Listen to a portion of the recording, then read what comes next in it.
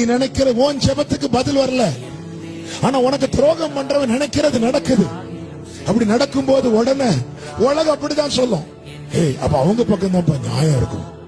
இருக்கட்டும், இந்த பூமியிலிருந்து ஒரு நியாயம் என்னைக்கு எடுபடுதோ அன்னைக்கு அந்த நியாயம் பரலோக கோர்ட்ல வரும். ஜீசஸ் கர்த்தர் யோசேப்போடு இருந்தார். கர்த்தர் யோசேப்போடு இருந்தார். கர்த்தர் யோசேப்போடு இருந்தது யாரும் அக்செப்ட் பண்ணல. அந்த டைம் வந்தது, அந்த எகிப்திலே பெரியவன் என்று அழைக்கப்பட்ட பார்வோன் சொல்லுகிறான், இவனுக்குள்ளே தேவர்களின் ஆவி இருக்கிறது.